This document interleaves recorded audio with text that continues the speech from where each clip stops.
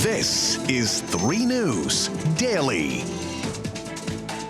Hello everyone, welcome back to 3 News Daily on this Thursday, April 20th. I'm Stephanie Haney here with your top stories from around Northeast Ohio. Let's go! Get out of this! Let's go! This was the scene last night with police stepping in to stop protesters upset over a grand jury's decision not to indict the 8 police officers who shot and killed Jayland Walker. Police formed a line and used pepper spray and tear gas to break up the crowd on East Avenue near Copley. Police say protesters were throwing rocks and bottles at them, but others say the protest was peaceful before officers began spraying gas. As of now, police haven't reported any arrests tied to the demonstration. We can tell you the demonstrations at least started peacefully for sure in Akron yesterday. About 100 protesters gathered at Hawkins Plaza on Akron's west side demanding change. Members of the Ohio Strong Movement, Freedom Bloc, and Akron citizens marched along South Hawkins Avenue, chanting and raising signs 2 miles across a busy intersection and moving east on Copley Road. After yesterday's protests, some businesses in Highland Square are now damaged with windows smashed in. Akron City Council member Tara Mosley released a statement saying of the 3 businesses damaged, 2 of them were small, locally owned, and 1 was Black-owned. Her statement reads in part, quote, "Our job as a community is to express our grief constructively, not destructively. Our job as a city, as the local government, is to respect people and allow them to grieve without punishment." Coming up tonight, we'll take a closer look at how businesses in the Akron area were affected by yesterday's protests. We move now to Lorain County, where an elementary school mom was caught on camera spraying a principal in the face with mace. It was recorded on the surveillance cameras at Hamilton Elementary School in Elyria. The district tells us that the principal and assistant principal were outside helping with student arrival when a parent approached them and started yelling. When she saw the principal try to close the outer door, she sprayed him with the mace on her keychain. The woman, now identified as Jessica Howes, turned herself into police a few hours later. She's now charged with assault of a school officer and criminal trespass. Now in Hudson, police found a dead body in a home on West Streetsboro Street at around 7 last night. It was supposed to be just a welfare check, but instead police found the body of a 41-year-old man with multiple gunshot wounds. Authorities are investigating this as a possible homicide.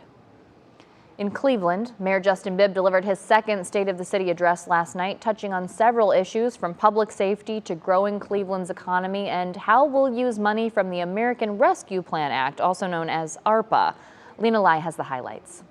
Number 1 priority is keeping Clevelanders safe. Mayor Justin Bibb tackling crime and public safety first, boasting the largest pay increase ever for police officers at 11% over the next 3 years, with the hope of improving retention and quality of recruits. But that's not all. A $10 million investment to fund proven interventions to reduce crimes on our streets. With the use of ARPA federal funds, Bibb plans to pursue alternative forms of police response, using mental health professionals to help respond to crisis calls and less reliance on police.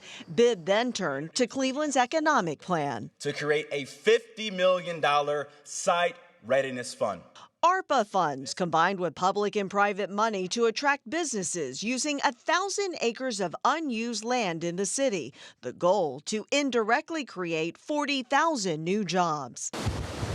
And another $15 million ARPA investment in Cleveland's waterfront. From Euclid Beach to the downtown lakefront to Irishtown Bend, our waterfronts have been underutilized for far too long. However, in Bibb's lifetime of 35 years, we've seen as many as 9 different plans to transform Cleveland's lakefront, including this one from Browns owners Jimmy and Dee Haslam. But will Bibb's hopes suffer the same fate? So what would you like to see happen regarding a football stadium in Cleveland? The mayor didn't answer whether to renovate or rebuild, but said this. I'm no longer going to risk general revenue fund dollars for maintenance of a privately owned football franchise. Now, the city still has to approve how it will spend its ARPA money. All of that money, though, does have to be spent by 2026. We know for sure some of it is going to installing new smart parking meters downtown this summer. That means no more old-fashioned coin parking meters. which is about time. Very excited for that. All right, we've got a warning for you now from Medina Police about a new way Facebook scammers are tricking people. A scammer will take a Facebook user's original post that's popular, something like a family needing money to pay for a pet's medical expenses or a post about a missing person, and copy it and post the copy from their own page. Then, once the fake version gets shared around so it looks legitimate, the scammer changes the text and image on their fake version of the post and includes a link that takes you to a site to either steal your money or your information. So it's important to pay attention to who actually posted the thing you're sharing or clicking on and the edit history. If you spot a scam like this, it's best to report it to Facebook so that post can be removed. All right, let's talk about your money now. A June electricity price hike is coming up, and NOPEC says it's not too late to save yourself from that price hike. Now remember last summer, NOPEC had to turn away more than 500,000 customers because their electric rates went up. Well, now they're working to re-enroll people. They say their prices are coming in lower than the standard default utility rate. NOPEC's price will be locked in until December. The Public Utilities Commission of Ohio says other standard service offers from, for example, First Energy will double. Prices are impacted by inflation and global factors like the continuing war in Ukraine. All right, now to an update from East Palestine. Following February's train derailment, trains are back up and running on the south track while crews begin work today to clear the toxic soil under the north track. So far, the state reports more than 28,000 tons of soil and more than 12.6 million gallons of liquid wastewater have been removed from the area. All right, here's some good news. Just 24 hours after someone in Berea won $1 million in the Mega Millions lottery, someone in Macedonia won the Powerball jackpot. Whoever won the winning Powerball ticket at this GetGo, whoever bought it there, just won more than $250 million. That's before taxes and fees, of course, but still, pretty penny. Now, the Ohio Lottery says the winner used auto pick on the ticket and matched the winning numbers of 4, 11, 21, 38, and 64 with 11 as the Powerball. Lucky, lucky person. All right, let's get a Guardians update now. They've got the day off today before returning home on Friday. They just finished a 3-game series in Detroit yesterday where they lost 2, but they went out winning the 3rd. Last night, the Guardians scored all 3 of their runs in the 6th inning and won 3-2. Now the Guardians are 10-9 for the season and in 2nd place in the American League Central Division.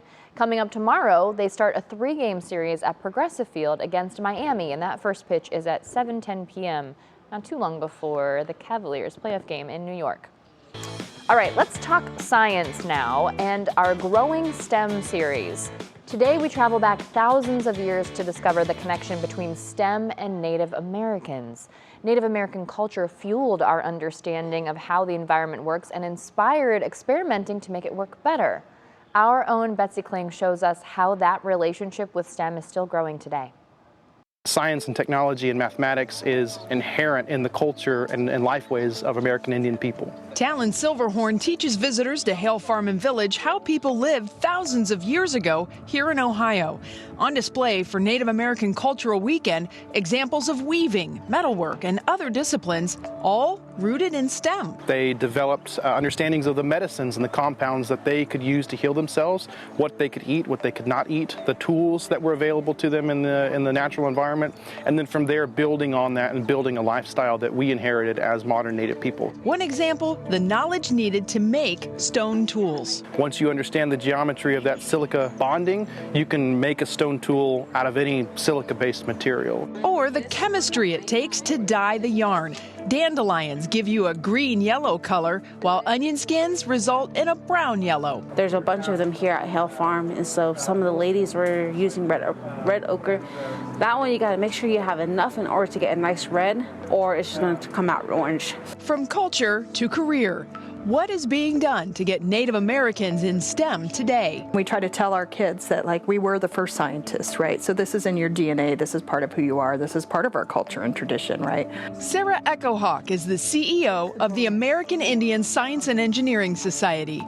They work with schools and tribes to get Native Americans into the STEM workforce, exposing kids to the possibilities, like at this recent engineering fair, and following them into college. What we're trying to do is definitely get them prepared, hopefully get them those classes that they need to have so that they are prepared to undertake a STEM major, and then support them financially and also emotionally and socially while they're in college. It is definitely an honor to represent Native Americans on the International Space Station. What Echo Hawk calls the Native worldview is growing. Just last year, Nicole Mann became the first female Native American astronaut and became a role model for the younger generations. And it's that interconnectedness and understanding that everything is connected. They come from a collective viewpoint. So when they're viewing problems and thinking about how to solve problems, they're thinking about it from a collective standpoint rather than an individual standpoint. And that is unique. A growing legacy of Native Americans in STEM, whether cooking Three Sisters soup with corn, beans, and squash, or walking in space. I see that as a continuation of the astronomical understandings of our ancestors, looking at the sky and wondering, how these things up there work. Now, according to Echo Hawk, there is still a long way to go. She says in the U.S., women hold only 1 out of every 5 jobs in STEM fields, and the percentage of those women who are Native American is a small fraction of that. Thank you to Betsy Kling for bringing us this story. All right, in more science-y stuff, check out this amazing new image from the Webb Space Telescope. This shows 2 galaxies merging together. NASA released this picture Tuesday, and it's 2 spiral galaxies about 250 million light years from Earth.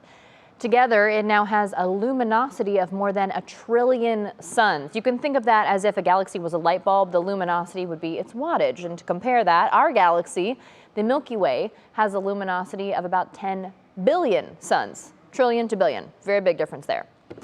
All right, coming up tonight, in honor of National Volunteer Week, we've been highlighting volunteer opportunities all week on What's New. Today, I'll be live downtown at the Legal Aid Society of Cleveland. That's a group that I've had the pleasure of working with. We'd hoped to be there live on Monday, but of course, with the breaking news about the Jayland Walker decision, we're now doing that today.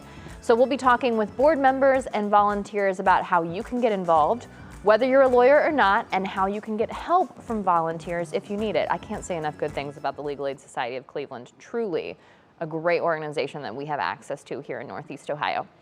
All right, thanks for being here with us for today's edition of 3 News Daily. Whether you're watching on WKYC+, YouTube, or Instagram, or listening on your favorite podcast platform, we appreciate you. Enjoy that sunshine today. We'll see you back here tomorrow with more of your top stories from around Northeast Ohio.